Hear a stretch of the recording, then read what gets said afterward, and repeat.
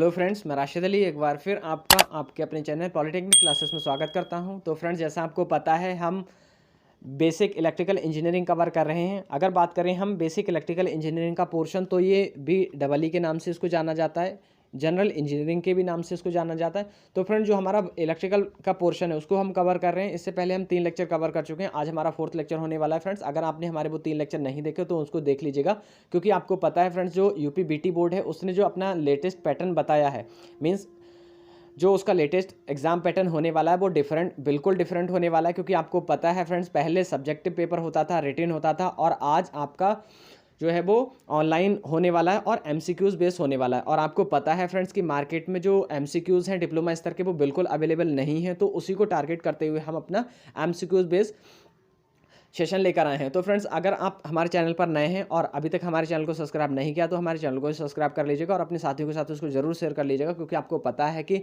MCQs की बहुत ज़्यादा प्रॉब्लम है। तो बच्चे ज़्यादा से ज़्यादा इस सेशन का फ़ायदा उठा पाएँ, जिससे क्या हो कि उनके एग्ज़ाम अच्छे जाएँ और ज़्यादा से ज़्यादा मार्क्स वो गेन कर पाएँ। तो चलिए स्टार्ट करते हैं फ्रेंड्स आज का सेशन। आज के सेशन में हम देखने वाले हैं फ्रेंड्स, जो हमारा चैप्टर नंबर 2 है, DC सर्किट थ्योरम्स। तो DC सर्किट थ्योरम्स को हम देखेंगे कि हम कैसे उसको कवर करेंगे। तो इसमें हम मोस्ट इंपॉर्टेंट कुछ जो MCQs हैं उसको लेकर आए हैं। हम इसके बाद पार्ट नंबर 2 फिर लेकर आएंगे। जो बच जाएंगे फ्रेंड्स वो हम पार्ट नंबर 2 में कवर करेंगे। ये हमारा पार्ट नंबर 1 है चैप्टर नंबर 2 का। तो चलिए स्टार्ट करते हैं फ्रेंड्स आज का सेशन। तो फ्रेंड्स, जैसा कि आप देख पा रहे हैं, जो आपकी चैप्टर है, तो चैप्टर नंबर 2 था आपका DC सर्किट थ्योरम्स। तो उसी थ्योरम से रिलेटेड यहाँ पर क्वेश्चन पुटअप किए गए। तो क्वेश्चन नंबर 1 क्या बोल रहा है फ्रेंड्स, ये आपका क्वेश्चन नंबर 1 होने वाला है फ्रेंड्स। क्वेश्चन नंबर 1 में कहा गया है फ्रेंड्स, एक सेकेंड फ्रेंड्स, इसको हटाते हैं। क्वेश्चन नंबर 1 में कहा गया है थेवेनिन्स का प्रमेय means Thevenin's theorem can not be applied to. Thevenin's का प्रमेय किस पर लागू नहीं किया जा सकता। फ्रेंड्स, मैं एक चीज़ और बता दूं, बहुत सारे बच्चों की इसमें क्वेरी रहती है कि सर इंग्लिश में कराइए, हिंदी में कराइए। तो मैं इंग्लिश हिंदी में वो वाई लैंग्वेज रखने वाला हूं। इंग्लिश और हिंदी में दोनों में हमारे क्वेश्चन होंगे। तो बोला जा रहा है कि आपका थेवेनिन्स थ्योरम किस पर एप्लीकेबल नहीं होने वाला है। तो ऑप्शन ए क्या है आपका, ऑप्शन ए है आपका लीनियर नेटवर्क, ऑप्शन बी है non linear network, option C है आपका एक्टिव सर्किट, सेकंड डी है आपका पैसिव सर्किट। तो फ्रेंड्स, मैं आपको बता दूं कि जो आपका थेवेनिन्स थ्योरम है, तो थेवेनिन्स थ्योरम आपकी लीनियर नेटवर्क का एप्लीकेबल है, लीनियर नेटवर्क पर, और एक्टिव जो आपका सर्किट है उस पर भी एप्लीकेबल है, और जो पैसिव है उस पर भी एप्लीकेबल है। एक्टिव और पैसिव अभी मैं बताऊंगा। और जो आपकी थेवेनिन्स थ्योरम है तो वो आपकी नॉन लीनियर नेटवर्क पर या नॉन लीनियर आपका जो सर्किट है उस पर एप्लीकेबल नहीं है। तो ऑप्शन आपका बी ठीक हो जाएगा। अब मैं बात करूं कि लीनियर नेटवर्क क्या होगा, तो फ्रेंड्स लीनियर नेटवर्क वो नेटवर्क होगा जो ओम्स लॉ को फॉलो करे। जैसे फॉर एग्जांपल अगर मैं बात करूं कि ओम्स लॉ क्या कहता है, तो ओम्स लॉ क्या बोलेगा फ्रेंड्स, आपको पता है ओम्स लॉ होता है be directly proportional to the current.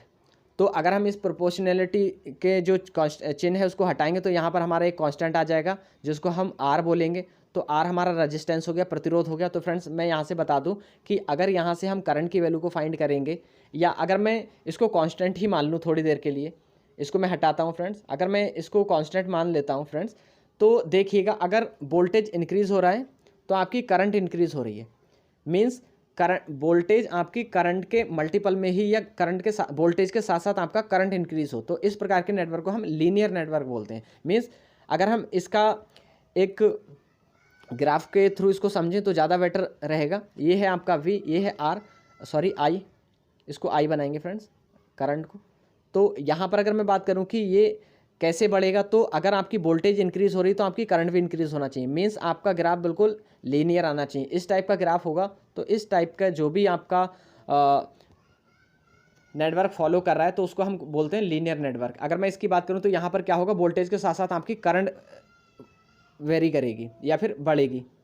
तो इस प्रकार का जो नेटवर्क होगा वो आपका लीनियर नेटवर्क कहलाएगा। अगर एग्जाम्पल की बात करें तो एग्जाम्पल क्या होगा इसका, जिसमें फ्रेंड्स जो ऐसा कोई नेटवर्क जिसमें रजिस्टेंस कनेक्टेड हो, मतलब रजिस्टर, इंडक्टर और कैपेसिटर लगा हुआ हो, तो इस प्रकार के जो एलिमेंट है या फिर इस प्रकार से जो बना हुआ हमारा नेटवर्क है उसको हम कहते हैं लीनियर नेटवर्क। अगर हम नॉन लीनियर की बात करें तो नॉन लीनियर का मतलब ये है कि जो आपकी करंट है वो वोल्टेज के साथ वेरी ना हो, या फिर अगर हो तो बहुत ज़्यादा डिफरेंस ना देखने को मिले, तो इस प्रकार के नेटवर्क को हम बोलते हैं नॉन लीनियर। अगर हम इसके एग्जाम्पल की बात करें तो एग्जाम्पल हो जाएगा आपका डायोड हो गया और ट्रांजिस्टर हो गया। अगर आपके किसी भी नेटवर्क में डायोड और ट्रांजिस्टर लगा हुआ है तो वो नेटवर्क आपका कहलाएगा नॉन लीनियर नेटवर्क। अब हम बात करते हैं एक्टिव की, एक्टिव और पैसिव। फ्रेंड्स, एक्टिव नेटवर्क वो नेटवर्क होगा जिसमें कोई एक वोल्टेज सोर्स, मीन्स कोई एक वोल्टेज सोर्स या करंट सोर्स अवेलेबल हो, मीन्स कोई एक सोर्स अवेलेबल हो। तो अगर सोर्स अवेलेबल है तो उस प्रकार के नेटवर्क को हम बोलते हैं एक्टिव नेटवर्क। अगर पैसिव नेटवर्क की बात करें तो पैसिव नेटवर्क वो नेटवर्क होगा जिसमें एक्टिव सोर्स अवेलेबल ना हो, मीन्स ना ही उसमें करंट सोर्स हो ना ही उसमें वोल्टेज सोर्स हो। तो ऐसा जो हमारा सर्किट हो जाएगा तो उसको हम बोलते हैं पैसिव सर्किट। अब पैसिव में क्या होगा, जब आपका किसी भी प्रकार का सोर्स अवेलेबल नहीं है तो वहाँ पर क्या होगा फ्रेंड्स, वहाँ पर रजिस्टर होगा, इंडक्टर होगा, कैपेसिटर होगा। तो रजिस्टर, इंडक्टर, कैपेसिटर से बना हुआ कोई भी नेटवर्क तो वो कहलाएगा आपका पैसिव नेटवर्क, या फिर पैसिव और एक्टिव एलिमेंट भी कहा जाता है इनको, ठीक है। तो इसको नोट डाउन करते हुए चलिएगा फ्रेंड्स। मैं एक क्वेश्चन के साथ साथ आपको लगभग 6-7 क्वेश्चन बता देता हूँ, 6-7 कॉन्सेप्ट बता देता हूँ, जिससे उससे रिलेटेड जितने भी क्वेश्चन निकल कर आए तो सारे के सारे आप कर ले जाओ। तो नेक्स्ट क्वेश्चन पर बढ़ते हैं फ्रेंड्स। नेक्स्ट क्वेश्चन क्या है,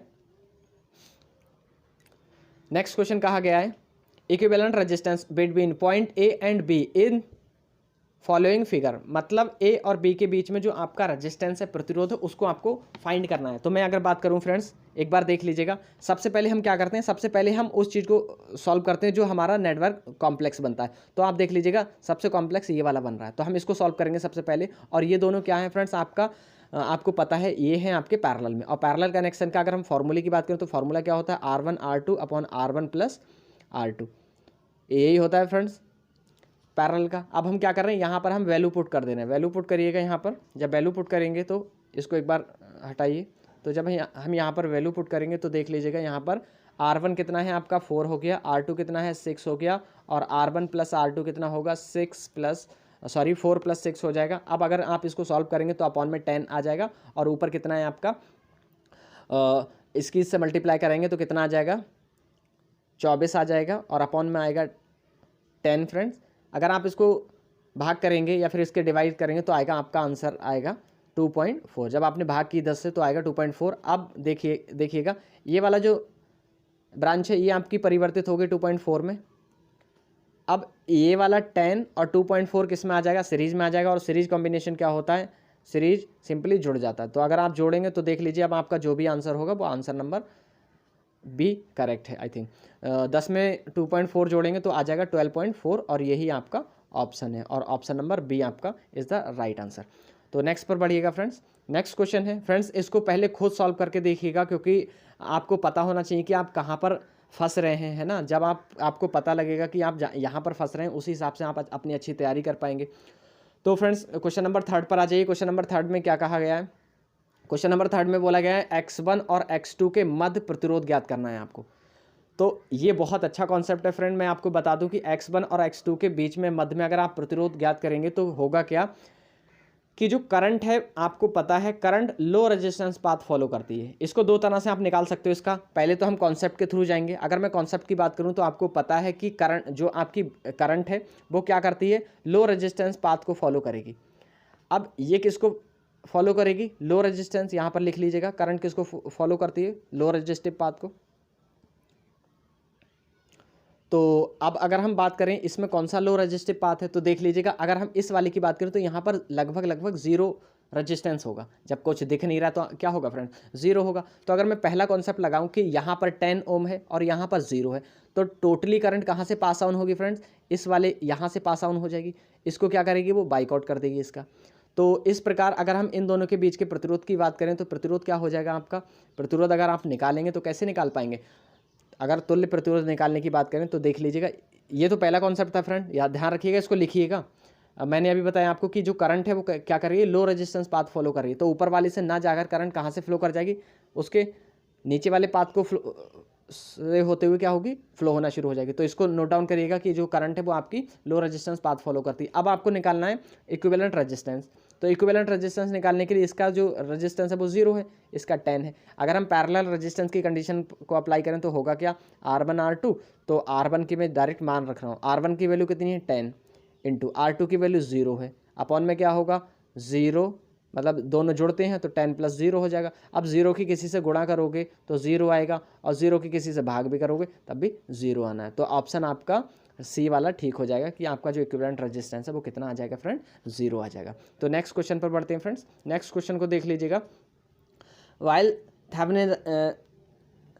थेवेनाइजिंग a circuit between 2 terminals BTH is equal to, अब वो ये बोल रहा है कि जो आपका सर्किट है उसके बीच का जो थेवेनाइज वोल्टेज होता है तो वो कैसे होगा। तो थेवेनाइज वोल्टेज की बात करें तो थेवेनाइज वोल्टेज को कैसे निकालते हैं, आपको पता है फ्रेंड्स कि जो थेवेनिज वोल्टेज हम कैलकुलेट करते हैं तो जो आपके टर्मिनल है उसको हम क्या करते हैं, ओपन कर देते हैं। आपको पता है, मैं एक बार फिर से बता दूं लिखकर कि अगर हम बात करें थेवेनिज कि थेवेनिज वोल्टेज कैसे कैलकुलेट करते हैं, तो थेवेनिज वोल्टेज ऐसे कैलकुलेट करते हैं। मान लीजिए यहाँ पर आपका कोई लोड कनेक्टेड है, ये है आपका सोर्स, यहाँ पर एक यहाँ मान लीजिए कोई, अगर ये है आपका लोड रेजिस्टेंस तो हम क्या करते हैं, इस वाले को पहले ओपन कर देते हैं फ्रेंड्स। तो अगर हम इसको ओपन करेंगे तो इसको ओपन करिएगा, जब हम इसको ओपन करेंगे तो यहीं तो मानते हैं, और इसी वाले को हम मानते हैं क्या, थेवेनिज वोल्टेज। तो इसी वाले पर यहाँ पर हम इसको ओपन कर देते हैं, और जब ओपन करके जो भी हमारा वोल्टेज निकल कर आता है तो हम उसको बोलते हैं थेवेनिज वोल्टेज। यहाँ वाला, ये वाला वोल्टेज होता है हमारा BTH फ्रेंड्स, ठीक है।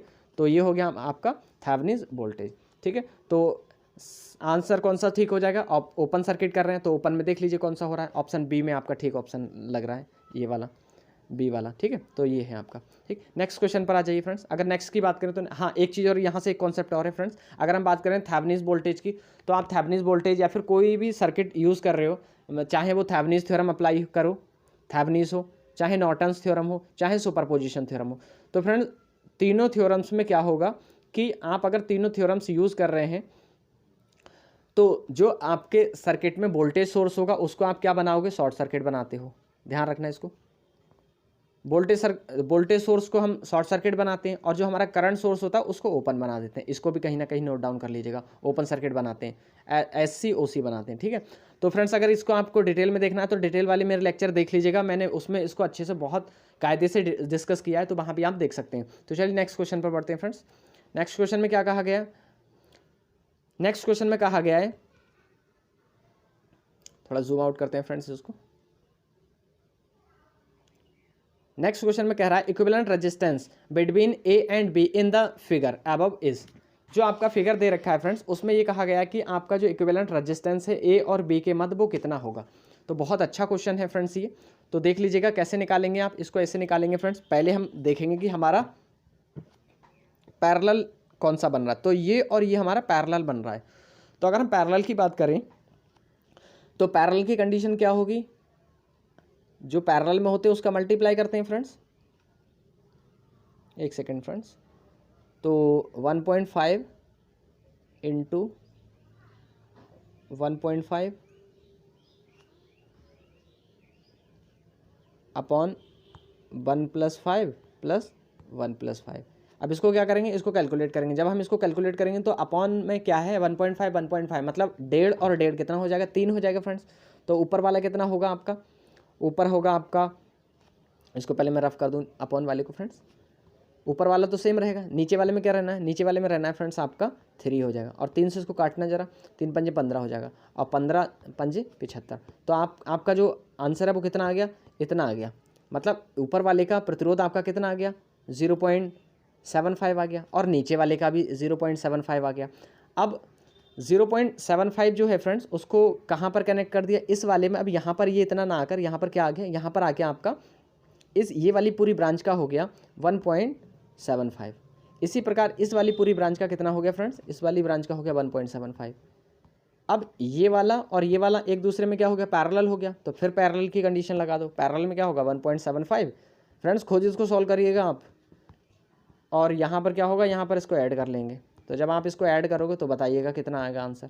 जो भी ऑप्शन आज आंसर आएगा उसको क्या करेंगे फ्रेंड्स, उसको हम क्या करेंगे, उसको इसमें सिंपली ऐड कर देंगे, क्योंकि ये क्या है आपका, ये आपका सीरीज कनेक्शन हो गया। ठीक है, तो जो भी ऑप्शन आएगा वो आप कमेंट बॉक्स में बता दीजिएगा। जैसा भी ऑप्शन होगा, आई थिंक आपका ऑप्शन नंबर ए ठीक आ रहा है, कोई दिक्कत नहीं है वैसे इसमें।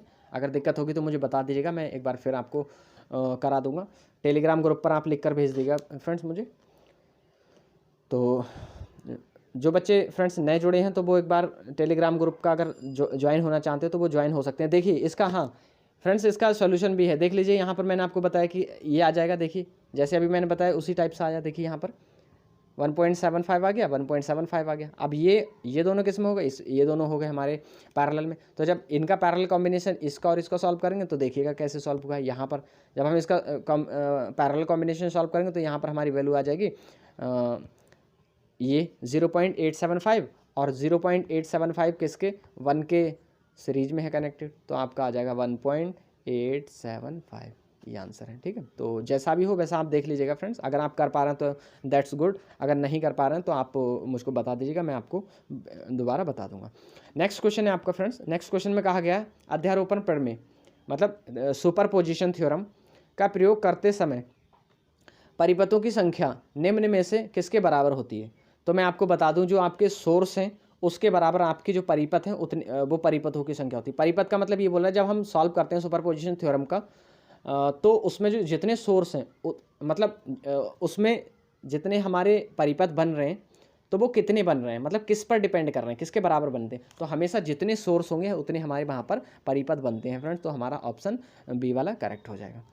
नेक्स्ट क्वेश्चन देखिएगा फ्रेंड्स। नेक्स्ट क्वेश्चन पर बात करें तो नेक्स्ट क्वेश्चन है हमारा, चित्र में व्यक्त परिपथ में 8 ओम प्रतिरोध में धारा होगी तो 8 ओम रेजिस्टेंस में आपको क्या करना है फ्रेंड्स, धारा का मान ज्ञात करना है। तो यहाँ पर आप क्या करोगे, केवीएल अप्लाई कर दोगे। सिंपल, अगर आप केवीएल अप्लाई कर दोगे तो आसानी से आप इसका आंसर कर लोगे। इस वाले में आपको करंट की वैल्यू फाइंड करना है। तो अगर हम इसके करंट की वैल्यू की बात करें तो एक बार इसका जो सॉल्यूशन है उसको देख लीजिएगा फ्रेंड्स। अगर हम बात करें, हमने क्या किया, केवीएल अप्लाई कर दिया। तो यहाँ पर देखिएगा केवीएल कैसे अप्लाई करेंगे। यहाँ से एक हमारा जो लूप है वो ये बन रहा है, दूसरा लूप हमारा ये बन रहा है। अगर हम पहले वाले की बात करें तो पहले वाले में कैसे आप लूप लगाओगे, तो लूप हम लगाते हैं जब केवीएल अप्लाई करेंगे। अप्लाइंग केवीएल इन लूप 1, लिख लीजिएगा, अप्लाई केवीएल इन लूप 1। एक सेकेंड फ्रेंड्स, इसको थोड़ा सा ऊपर करते हैं। तो अगर हम बात करें अप्लाई केवीएल इन लूप 1, तो लूप 1 में जब हम केवीएल अप्लाई करेंगे तो कितना हो जाएगा, 8 = 4i1 प्लस, यहाँ से अगर हम बात करें इस वाले से तो इसको हमने क्या किया, इसको यहाँ लिख दिया। उसके बाद अगर हम बात करें इस वाले की तो इस वाला क्या होगा, 4i1 हो जाएगा, क्योंकि दूसरा कहीं और बट नहीं रही है करंट। अगर करंट की वैल्यू हम इस वाले की बात करें तो यहाँ पर क्या हो जाएगी, यहाँ पर होगी +8 और कितनी, ऊपर वाली i1 मानी है और नीचे वाली i2 मानी है।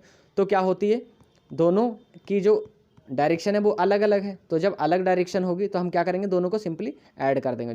तो जब हम ऐड करेंगे तो हमारे पास इक्वेशन कुछ इस तरह से मिल जाएगी, ये वाली इक्वेशन फ्रेंड्स, ये वाली। और अगर हम सेकंड वाले की बात करें तो सेकंड वाले में अप्लाई कीजिएगा। तो अगर हम सेकंड वाले में अप्लाई करें तो सेकंड वाले में भी यही होगा। सेकंड वाले में हमारा आएगा 6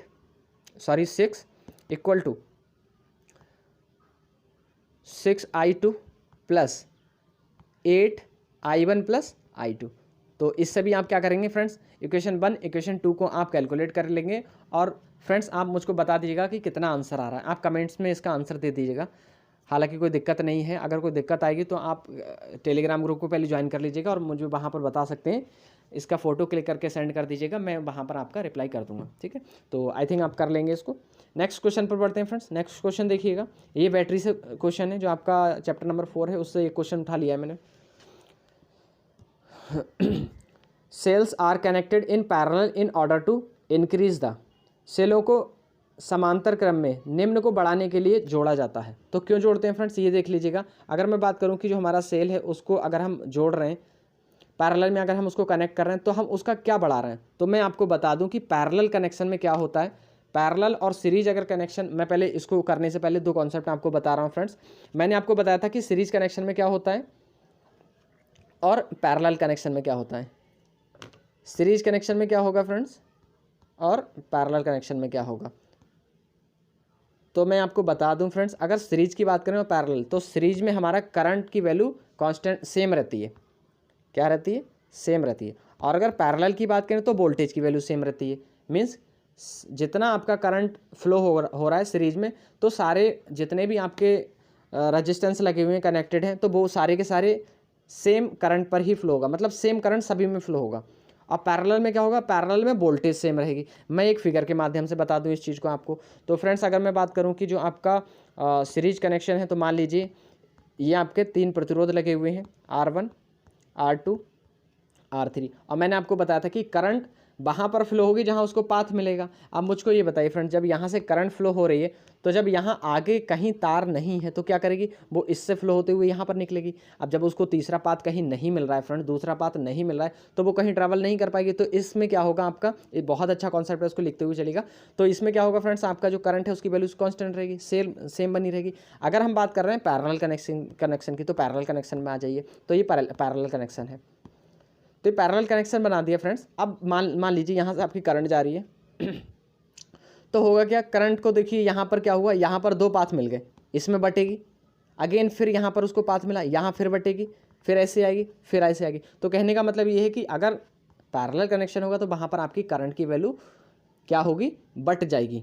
ठीक है, तो आपका जो सेल है, सेल को हम इसीलिए पैरेलल में कनेक्ट करते हैं कि उसकी करंट की वैल्यू इंक्रीज हो जाए। क्यों इंक्रीज हो जाए, क्योंकि अगर हम इस वाली कंडीशन को अप्लाई करें तो यहाँ पर क्या हो रहा है, यहाँ पर आपका वोल्टेज की वैल्यू जो है वो कांस्टेंट है। कैसे कांस्टेंट है वो अभी मैंने बता दिया, एक बार फिर मैं आपको बता दूँ। ये है आपके प्रतिरोध कनेक्टेड फ्रेंड्स, अगर आप नहीं समझे तो वंस अगेन एक बार फिर मैं आपको बता दूँ। ये है, देखिएगा, ये है आपके प्रतिरोध कनेक्टेड, और मान लीजिए यहाँ से आपने B वोल्ट विभांतर दिया, तो इसके अक्रॉस भी B वोल्ट रहेगा, इसके अक्रॉस भी B वोल्ट रहेगा, इसके अक्रॉस भी B वोल्ट ही रहने वाला है। मतलब 1 से 2 के बीच भी B वोल्ट विभांतर रहेगा, 3 से 4 के बीच भी B वोल्ट विभांतर रहेगा, 5 से 6 के बीच भी B वोल्ट ही विभांतर रहेगा। तो विभांतर यहाँ पर कांस्टेंट रहेगा, मतलब सेम रहना है, और आपकी जो करंट की वैल्यू है वो इंक्रीज हो जाएगी। तो हम जो बैटरी है उसको इसीलिए पैरेलल में कनेक्ट करते हैं, जिससे क्या हो, हमारी बैटरी की जो करंट कैपेसिटी है वो इंक्रीज हो जाए। तो आपका C ऑप्शन करेक्ट हो जाएगा। यहीं पर वो ये पूछ सकता था फ्रेंड्स कि आप जो सेल है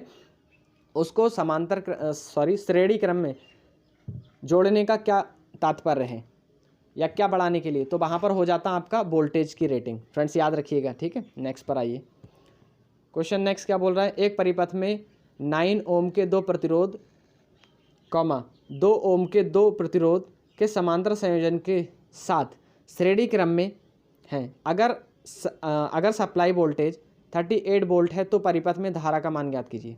तो फ्रेंड्स ये बोल रहा है कि पहले वो ये बोल रहा है कि 2 प्रतिरोध जो है वो श्रेणी क्रम में है 9 के, और वो 9 के अगले जो आपके 2 ओम के जो प्रतिरोध हैं, ये वाले प्रतिरोध, ये किस में है, ये पैरेलल में कनेक्टेड है, इसके साथ पैरेलल में कनेक्टेड है।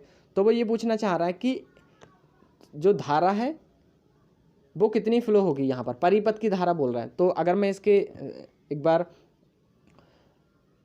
सॉल्यूशन की बात करूँ तो यहाँ पर देखिएगा, सबसे पहले हम क्या करेंगे, जो हमारे प्रतिरोध हैं श्रेणी वाले उसको कनेक्ट करेंगे। तो सीरीज में क्या होता है, प्रतिरोध की वैल्यू ऐड हो जाती है, मतलब दोनों रेजिस्टेंस को आप ऐड कर दोगे, 9 + 9 क्या हो जाएगा, 18 हो जाएगा।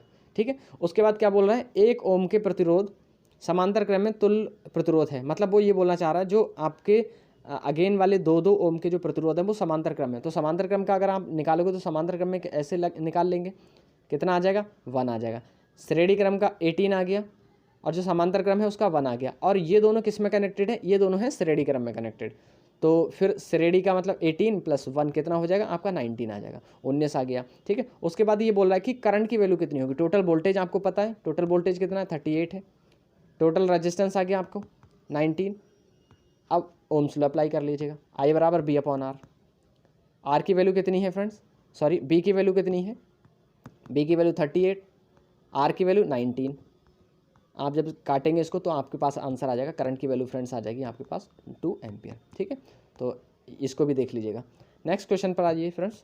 नेक्स्ट क्वेश्चन बहुत अच्छा क्वेश्चन है फ्रेंड्स, इंपॉर्टेंट क्वेश्चन है। क्या बोल रहा है, नीचे दिए गए या दर्शाए गए विद्युत परिपथ में करंट I कितनी है, the current I in the electrical circuit Son below is.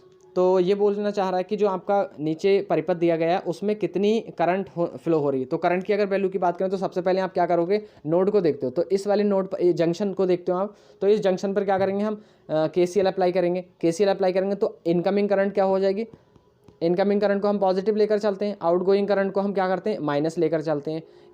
तो यहाँ से आपकी जो करंट निकल रही है उसको आप चाहो तो I1 मान सकते हो, तो माइनस I1 हो जाएगा बराबर 0। तो यहाँ कितना हो जाएगा 4, और इस वैल्यू की, इस वाली करंट की वैल्यू कितनी आ जाएगी 4। ठीक है फ्रेंड, पहला तो ये कॉन्सेप्ट था। दूसरा मैं बता दूं फ्रेंड्स, जब यहाँ से भी 2 आ रही है, यहाँ से भी 2 आ रही है, तो यहाँ कितनी निकलेगी फ्रेंड्स, आपको पता है 4 आ जाएगी। ठीक है, तो ऐसे भी आप कर सकते हैं। यहाँ 4 आ गई इस वाले वायर में, अब क्या हुआ, यहाँ से फिर बढ़ रही है, 1 एम्पीयर यहाँ निकल गई, तो बची कितनी 3 नीचे आ रही है। लेकिन 3 ना बोलकर वो कितना बोल रहे हैं, 1.3 बोल रहा है नीचे वाले में अपॉन में, तो 1.3 यहाँ पर निकल रही है। एक सेकंड रुकिए फ्रेंड्स, मैं इसको थोड़ा सा हटाऊं। जो 1.3 है ना, वो 1.3 इस वाले में निकल रही है, यहाँ पर 1.3, और इस वाली में आ रही थी फ्रेंड्स 3। अब 3 आ रही है इस वाले पर, और 1.3 यहाँ निकल जा रही है, तो 3 में से 1.3 घटा लीजिएगा। 1.3 जब आप घटाएंगे तो आपके पास कितना आ जाएगा, 1.7 आपके पास आंसर आ जाएगा, क्योंकि यहाँ पर पॉइंट लगा कर आप 0 बढ़ाएंगे और घटा लीजिएगा, तो आपके पास आएगा 1.7। तो ऑप्शन देख लीजिएगा, आपका ए वाला करेक्ट है। ठीक है, तो बहुत ध्यान से करिएगा इसको, KCL पर अप्लाई, ये बेस न्यूमेरिकल था आपका। नेक्स्ट पर आ जाइए। एक वोल्टता स्रोत का आंतरिक प्रतिरोध 10 ओम है और उसके टर्मिनलों पर 10 वोल्ट है। लोड पर अधिकतम कितनी विद्युत का अंतरण किया जा सकता है, मतलब ये है आपका कितना ज़्यादा मैक्सिमम पावर को आप ट्रांसफर कर सकते हो। मैक्सिमम पावर ट्रांसफर थ्योरम पर ये क्वेश्चन है आपका। The internal resistance of a voltage source is 10 ohm and has 10 volt at its terminal, find the maximum power that can be transfer to the load. Load को कितनी maximum power transfer हो सकती है। तो पहले तो मैं आपको कंडीशन बता दूं मैक्सिमम पावर ट्रांसफर थ्योरम की, तो यहाँ लिखते हुए चलिएगा। मैक्सिमम पावर ट्रांसफर थ्योरम की जो कंडीशन है वो क्या होती है, condition of maximum power transfer theorem लिख लीजिएगा। तो मैक्सिमम पावर ट्रांसफर थ्योरम को तब अप्लाई कर सकते हो, या किसी भी नेटवर्क से मैक्सिमम पावर आप तब ट्रांसफ़र कर सकते हो फ्रेंड्स, जब उसका लोड रेजिस्टेंस उसके सोर्स रेजिस्टेंस या एक थेवेनिन इक्विवेलेंट रेजिस्टेंस या नॉर्टन्स इक्विवेलेंट रेजिस्टेंस के इक्वल होगा। क्या कंडीशन है फ्रेंड्स, कंडीशन ये है कि लोड रेजिस्टेंस अगर आपका सोर्स रेजिस्टेंस के इक्वल है, या थेवेनिन इक्विवेलेंट रेजिस्टेंस के इक्वल है, या नॉर्टन्स रेजिस्टेंस के इक्वल है, तो आप उस कंडीशन में मैक्सिमम पावर को ट्रांसफ़र कर पाओगे। ये उसकी कंडीशन थी, पूछ सकता है कंडीशन। दूसरा पूछ सकता है उसका फॉर्मूला।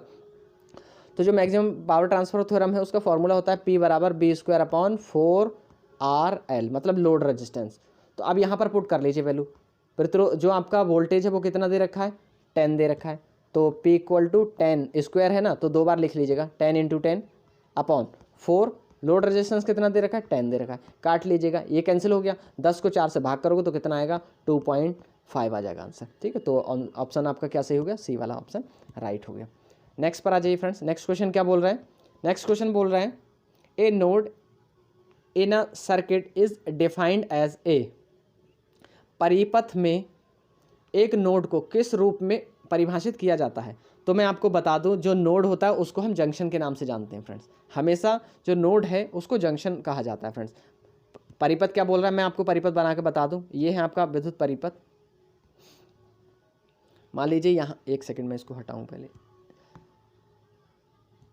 फ्रेंड्स, ये है आपका विद्युत परिपथ। फिर गड़बड़ हो गया फ्रेंड्स, एक सेकेंड, ये यहाँ पर ऐसे ही बना दे रहा हूँ मैं। तो ये है आपका कुछ विद्युत, एक प्रतिरोध यहाँ लगा हुआ, एक प्रतिरोध यहाँ लगा हुआ, एक यहाँ लगा हुआ, एक यहाँ लगा हुआ, एक यहाँ लगा हुआ। तो ये वाला जो पॉइंट है ना फ्रेंड्स, ये वाला पॉइंट, इसको हम नोड कहते हैं। इसी प्रकार इस वाले को भी नोड कहते हैं। जहाँ 2 या 2 से अधिक प्रतिरोध कनेक्टेड हो तो उस पॉइंट को हम नोड कहेंगे। ऐसे ये भी हमारा नोड हो जाएगा। ठीक है, तो आपका नोड को ही हम जंक्शन कहते हैं। यही जंक्शन है, यही नोड है हमारा। ठीक है, तो ऑप्शन आपका बी वाला करेक्ट हो जाएगा। एक सेकेंड, कहाँ भाग गया। ठीक है फ्रेंड्स, बी वाला आपका करेक्ट हो जाएगा आंसर। नेक्स्ट पर आ जाइए। तो क्वेश्चन नंबर नेक्स्ट बोला गया है, 4 प्रतिरोध दिए गए हैं चित्र में। परिपथ में जुड़े हुए 4 ओम 6 ओम प्रतिरोध में क्रमशः धारा का मान होगा। फ्रेंड्स, ये बहुत अच्छा क्वेश्चन है और ये कॉन्सेप्ट पर ही बेस है। इसमें आपको बिल्कुल भी कैलकुलेशन करने की कोई ज़रूरत नहीं है। आपको पता है फ्रेंड्स कि जो करंट है वो लो रेजिस्टेंस पाथ को फॉलो करती है, और इन केस ऐसा हो कि रेजिस्टेंस की वैल्यू इक्वल हो जाए तो करंट इक्वल बढ़ जाएगी। यहाँ से करंट कितनी फ्लो हो रही है, कितनी करंट फ्लो हो रही है, 4 एम्पियर। 4 एम्पियर जब यहाँ से फ्लो होगी करंट, तो 2 एम्पियर यहाँ आ जाएगी फ्रेंड्स, और 2 एम्पियर इसमें बढ़ जाएगी। ठीक है फ्रेंड्स। अब 2 एम्पियर यहाँ बढ़, हाँ पहले तो आपको करंट की वैल्यू फाइंड होना चाहिए, पहले तो आपको करंट की वैल्यू निकालना है। एक सेकेंड फ्रेंड्स, करंट की वैल्यू निकालने के लिए पहले आपको इसका और इसका जो पैरेलल कनेक्शन है उसको सॉल्व करना होगा। फ्रेंड्स अगर आपने मेरी लेक्चर जो थ्योरी वाली क्लास है उसको देखा होगा तो मैंने आपको बताया था अगर प्रतिरोध की वैल्यू सेम होती है तो हम क्या करते हैं, जितने प्रतिरोध होते हैं उतने से उसको भाग कर देते हैं। तो 2 हो गया, इसकी वैल्यू आ गई 2। इसी प्रकार यहाँ भी 2 प्रतिरोध है तो काटेंगे तो यहाँ पर आ जाएगा 3। तो अब ये 2 और ये 3 किस में आ गया, आपका सीरीज में आ गया, तो सीरीज का 5 आ गया फ्रेंड्स। अब यहाँ से करंट की वैल्यू निकालिएगा, टोटल जो आपका रेजिस्टेंस आ चुका है वो 5 आ गया। वोल्टेज कितना है आपके पास 20 है, यहाँ से पहले करंट की वैल्यू निकाल लीजिए। करंट की वैल्यू कितनी है, B/R हो गया, B20 R अपना 5 तो 5 चौक 20, तो आपकी जो करंट की वैल्यू वो 4 आ गई। तो इससे करंट की वैल्यू कितनी फ्लो होगी, 4 होगी। अब आपको पता है ये और ये सेम रेजिस्टेंस है, तो सेम रेजिस्टेंस की कंडीशन में मैंने आपको बता दिया कि करंट इक्वल डिवाइड होगी, तो यहाँ पर भी 2 एम्पियर फ्लो होगी और इसमें भी 2 एम्पियर फ्लो होगी, पहली चीज़। दूसरी चीज़ पर आ जाइए, दूसरी चीज़ पर इस वाले पॉइंट पर आपको 4 एम्पियर ही मिलने वाली है, ठीक है। अगेन फिर क्या हुआ, फिर वो कनेक्ट हुई, तो कनेक्ट होगी तो फिर से बराबर है, बराबर में क्या होगा, फिर से सेम कनेक्ट आपकी फ्लो होगी। तो यहाँ भी 2 और यहाँ भी 2, मतलब इक्वल ही करंट फ्लो होना है आपके इस केस में। तो देख लीजिएगा कौन सा ऑप्शन सही है, तो ऑप्शन नंबर डी आपका करेक्ट है। तो नेक्स्ट पर आ जाइए फ्रेंड्स। नेक्स्ट क्वेश्चन बोल रहा है 2 सिरों के बीच के प्रतिरोध का थेवेनिन समतुल्य बनाने में VTH का मान होगा। आई थिंक ये 2 बार लिख गया फ्रेंड्स, तो ओपन सर्किट होता है इसमें, ये 2 बार आ गया फ्रेंड्स, तो ओपन सर्किट होगा फ्रेंड्स इसका आंसर, ये मैं करा चुका हूँ अभी। नेक्स्ट पर आ जाइए friends. Resistance can be accurately measured by, जो आपका रेजिस्टेंस है उसको सटीक तरीके से कैसे मापा जा सकता है, ये पूछा जा रहा है। तो जो रेजिस्टेंस मेजरमेंट है, तो आई थिंक आप जो रेजिस्टेंस है, हालांकि आप रेजिस्टेंस अभी से माप सकते हो, केल्विन ब्रिज से भी नाप सकते हो, बीट स्टोन ब्रिज से भी मेज़र कर सकते हो, वेन्स ब्रिज से भी मेज़र कर सकते हो, पर अगर हम बात करें एक्यूरेट की, सटीक तरीके से, तो आप जो शेयरिंग ब्रिज है उससे आप सटीक तरीके से अपने प्रतिरोध को माप सकते हो, ठीक है। तो ऑप्शन आपका जो डी वाला। तो नेक्स्ट क्वेश्चन है फ्रेंड्स आपका किरचॉफ का प्रवाह नियम, मतलब धारा का नियम का स्टेटमेंट क्या है। तो आपको पता है जो एल्जेब्रिक सम होता है करंट का ऑल ब्रांचेस में, वो आपके सोर्स के इक्वल हो जाता है। तो एक बार पढ़ लीजिएगा, पहला क्या बोल रहा है, संदीप पर वास्तविक विद्युत प्रवाह धनात्मक होता है, गलत पहला। दूसरा क्या बोल रहा है, संदीप स्थान पर मिलने वाले प्रवाह का एल्जेब्रिक जोड़ 0 होता है, फिलहाल इस पर अभी विचार करेंगे, ये भी गलत ही है फिलहाल। तो no current can be leave the junction without same current, ये भी गलत हो गया। थर्ड क्या कह रहा है फ्रेंड्स, थर्ड में कहा गया है total sum of current meeting at the junction is 0, तो टोटल करंट की बात कही गई। एक जो आपका जंक्शन है, जंक्शन पर जो मीट कर रहा है करंट, उसकी वैल्यू 0 होना चाहिए, 0 होना चाहिए। तो ये आपका किसका नियम बोला जाता है, ये आपका बोला जाता है करंट नियम या फिर धारा प्रवाह नियम, ठीक है। तो ये वाला ऑप्शन आपका डी वाला करेक्ट हो गया। नेक्स्ट पर आ जाइए। नेक्स्ट क्या बोल रहा है, नेक्स्ट बोल रहा है कि किरचॉफ के वोल्टेज सिद्धांत के अनुसार नेटवर्क में कोई भी बंद लूप में सभी आर पार IR होगा फ्रेंड्स, IR ही है, एक सेकेंड किधर गया, IR फ्रेंड्स, IR ड्रॉप की बात कही गई है, IR ह्रास का जोड़ हमेशा होता है। तो अगर मैं बात करूं कि जो IR जोड़ है, मतलब जो आपका वोल्टेज ड्रॉप है, EMF का वोल्टेज ड्रॉप हो रहा है, वो हमेशा आपके जो बैटरी का EMF है उसके इक्वल हो जाता है। तो ये आपका, चाहे इसको सेकंड नियम बोल लो, चाहे इसका वोल्टेज का नियम बोल लो, चाहे इसको बंद पास का नियम बोल लो, ठीक है। तो इसको कई नामों से जाना जाता है, इन सबको आप लिखते हुए चलेगा। नेक्स्ट क्वेश्चन है आपका। नेक्स्ट क्वेश्चन में कहा गया a linear circuit is one whose parameters, एक रैखिक परिपथ वह होता है जिसका पैरामीटर, मतलब लीनियर नेटवर्क की बात कही गई। तो लीनियर नेटवर्क आपको सिंपल यहाँ पहचानना, तो पहचानिए। पहले में क्या बोल रहा है, change with change in current, तो ये भी गलत है, मतलब चेंज करंट के साथ चेंज कैसे होगा। दूसरा बोल रहा है change with change in voltage, voltage के साथ चेंज होगा, इस पर भी बात करेंगे। थर्ड पर आइए फ्रेंड्स। तो थर्ड में क्या कहा गया, वन ऑफ द ऑप्शंस, ये तो बिल्कुल ही गलत है, क्योंकि दोनों ठीक है ही नहीं ऑप्शन ऊपर वाले, तो ये भी गलत हो गया। ऑप्शन डी में क्या कहा गया, do not change with voltage and current. कहने का मतलब ये है कि वोल्टेज और करंट में परिवर्तन होने पर परिवर्तित नहीं होता है, यही है आपका जो लीनियर नेटवर्क है उसकी कैरेक्टरिस्टिक्स। जबकि यहाँ भी चेंज होने की बात कही गई है और आपके सेकंड वाले में भी चेंज होने की बात कही गई है, तो ये किसी भी प्रकार से एप्लीकेबल नहीं है। तो answer D is the right answer. तो नेक्स्ट पर आ जाइए फ्रेंड्स। नेक्स्ट में बोला जा रहा है सूत्र किसका घोतक है, मतलब ये सूत्र किसको रिप्रेजेंट कर रहा है। तो आपको पता है ये समांतर क्रम का है, पैरेलल का है, तो इसमें तो निसंदेह सारे बच्चे कहेंगे। तो नेक्स्ट पर आ जाइए। कांस्टेंट वोल्टेज सोर्स इज, तो अगर मैं कांस्टेंट वोल्टेज सोर्स की बात करूं तो एक बार इसके जो आपके ऑप्शन है उसके गो थ्रू होते हैं। तो ऑप्शन 1 क्या बोल रहा है, एक्टिव एंड बायलेटरल, सक्रिय और द्विपक्षीय। बी क्या है आपका, पैसिव एंड बायलेटरल, निष्क्रिय और द्विपक्षीय। सी बोल रहा है आपका एक्टिव एंड यूनिलेटरल, सक्रिय और एक पक्षीय। डी में कहा गया है पैसिव एंड यूनिलेटरल, निष्क्रिय और एक पक्षीय। तो फ्रेंड्स मैं बता दूं कि जो आपका वोल्टेज सोर्स है वो क्या है, पहली बात तो वो एक्टिव सर्किट है। मैंने अभी इससे पहले एक्टिव की आपको जो डेफिनेशन थी वो बताई थी। तो एक्टिव का मतलब है जब एक्टिव है तो ये पैसिव वाले तो दोनों ही कट गए, क्योंकि पैसिव वो होता है जिसके पास, पैसिव नेटवर्क वो नेटवर्क होता है जिसके पास किसी भी प्रकार का खुद का सोर्सेस अवेलेबल ना हो, जबकि यहाँ पर तो वोल्टेज सोर्स की ही बात करी गई है। तो वो पहली बात तो एक्टिव हो जाएगा। तो इन दोनों में से कोई एक हो सकता है, पर अगर हम बायलैटरल की बात करें तो बायलैटरल होता नहीं है। वो क्या होता है, वो होता है यूनिलैटरल। ठीक है, तो यूनिलैटरल आपका जो ऑप्शन सी है वो ठीक हो जाएगा। फ्रेंड्स ये थे आज के क्वेश्चन।